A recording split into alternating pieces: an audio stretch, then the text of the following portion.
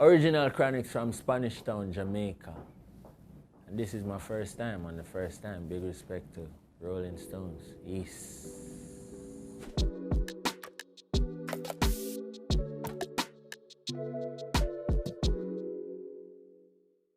The first time I wrote a song, I was like too young to write.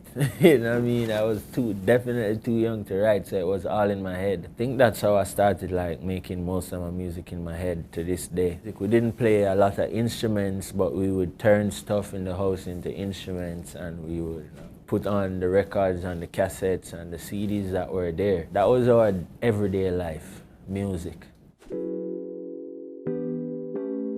First time I performed on stage, it wasn't a stage. In Jamaica, they have crazy things called crusades, where the churches, they go into the ghetto area and they try to baptize as much people as possible. And I couldn't be any older than 8 years old. You know, like my brother decided he was our manager, and we went there and, you know, we dress up and sing.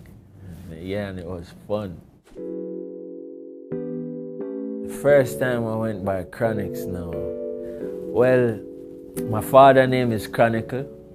So one time when I just started high school, I was like being disruptive in the math class. And my teacher was like, come to the front of the class. And I went up to the front of the class, and she was like just asking me really embarrassing questions like, why are you making noise in my class? What's your mother's name? And I tell her, and she was like, what's your father's name? What does your parents do? And I was like, my father is a singer. You know, and she was like, what's his name? I was like, Chronixx. And from there, I got the name Chronixx. So they called me Chronixx first, but I didn't like the Chronixx. It was too Dr. Dre, you know what I mean? So I like added 2X, and Chronixx it was. First time I heard my music on the radio, man, where was I? I think I was at home. It was Yardcore. He was playing on a radio station called Best FM in Jamaica. I gave him the song, so I was just listening to him all the time to see if he would play it, and he did play that shit. That was the end. Like, from I heard that on the radio and heard how it sounded on the radio, I was like, this is it now, man. Like, you know what I mean? First time I played in front of a huge crowd was in Africa. They invited me to a concert around the elections, because at the time there was like a lot of violence around the elections in Kenya. I went there as a peace ambassador, yo, and it was like thousands of people, and I was like, yo.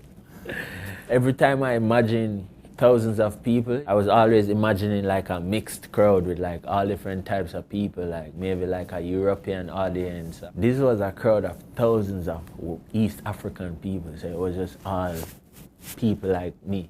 Experiencing that at that stage of my journey really shifted my consciousness as an artist, you know, and kind of helped me to realize what my purpose as an artist is. Like my priority had to be this crowd.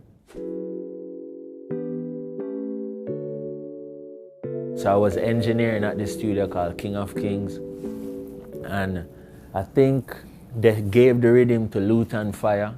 He's an artist from Spanish Town, where I come from.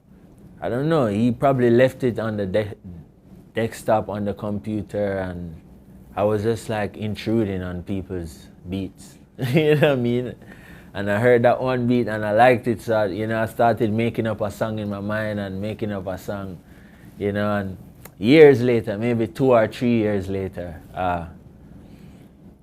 a group of producers came from Germany to work with Marcia Griffiths and all these people. So I met with them, and they were playing me all the music that they were working on and stuff that they think I could contribute to, you know what I mean? He was playing from like a MP3 player, or iPod or something. And I took the iPod and just started browsing for myself. And there was the rhythm in his iPod. The same one from the computer was on his iPod, and I was like, yo. And I said, smile, girl, smile. Ooh, Lord, smile for me, Jamaica. The first time I met Protege, that was like going to meet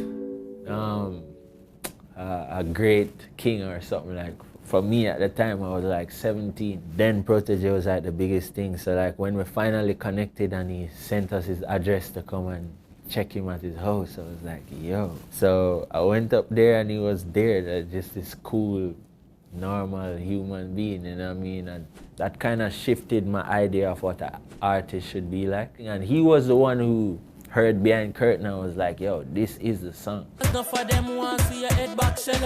Like, make sure this is the song people hear first.